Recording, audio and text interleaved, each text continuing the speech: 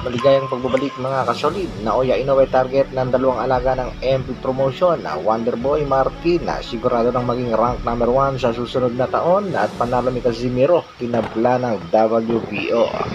Manager na si Egis Climas hindi makapaniwala at kagad naman na nagbigay ng kanyang pahayag pumalag sa naging desisyon ng WBO. Yan ang ating pag-uusapan mga kasolid. Para sa ating unang balita mga kasolid, Bob Arum, matindi talaga ang pagsamba dito kay Japanese master Naoya Inoue matapos nga sabihin ni Arum na no one can beat Naoya Inoue. Ngayon naman ay sinabi nitong si Bob Arum na si Inoue ang face of boxing. Sang-ayon ba kayo mga kasolid na ito nang si Japanese master ang face of boxing ayon dito sa Top Rank Promotion? Samantala, kababayan natin si Wonderboy Carl James Martin na nananatiling rank number 2 sa ranking ng WBO Super Bantamweight Division at ayon nga sa MP mga kasolid ay asahan natin magiging rank number 1 si Martin pagkatapos ng laban ng Japanese Master Naoya Inoue kontra dito kay Sam Goodman sa December 24. At kung magiging rank number 1 nga itong si Martin sa WBO, magkakaroon na ng spot para dito sa Japanese Master na si Naoya Inoue. At di umano'y mas madali na itong may kakasa ng MP President na si Mr. Shian.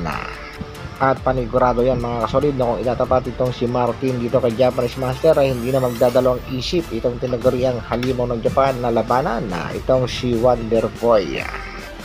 Isa pa nga sa mga alaga ng MP Promotion na gusto uling makalaban ng Japanese Master ay ang ating kababayan si Marlon the Nightmare Tapales.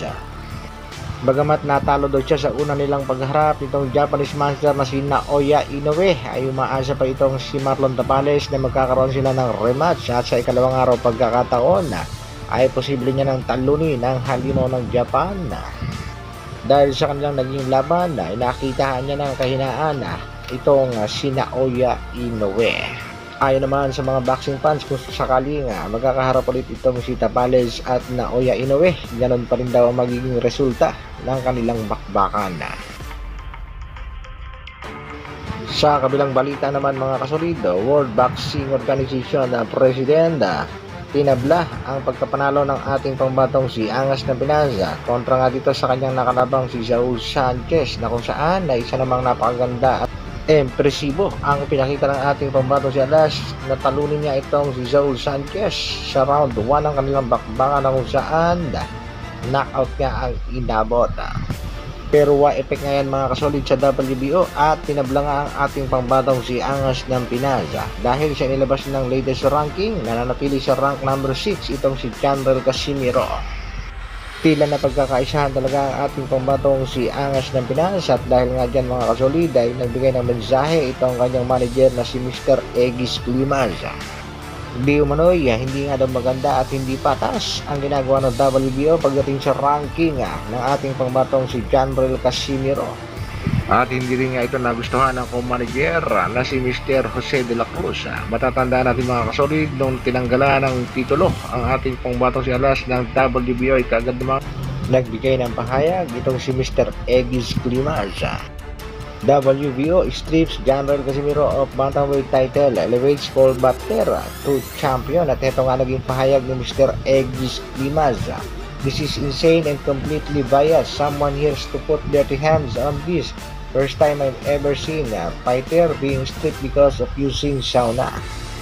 Hindi nga makapaniwala itong si Climas na tatanggalan ng titulo itong si Angas ng Pinas dahil lamang sa paggamit ng sauna. At ngayon naman kahit impresibo ang pagkapanalo nitong si John Casimiro kontra sa Saul Sanchez, hindi pa rin ito umangat sa ranking ng WBO. Mga sanctioning bodies takot na takot iangat sa ranking ang Angas ng Pinas dahil sa pagprotekta dito sa tinaguriang halimaw ng Japan na si Naoya Inoue. Sa kasalukuyan nga mga kasolid, itong ating pangbatong si Angas ng Pinas ay hindi na muna naghahabol pa dito sa tinaguriang halimaw ng Japan dahil sobra ang bilis ng pagtakbo. At ang target sa kasalukuyan ng ating pambato ay pabagsakin ang mga top contender sa Super Bantamweight Division. Hanggang dito na lang muna mga kasolid. Maraming salamat sa patuloy na pagsuporta at panonood. Isang like naman dyan at sa mga bago, pa-like, share, subscribe na rin ng ating video. Mabuhay!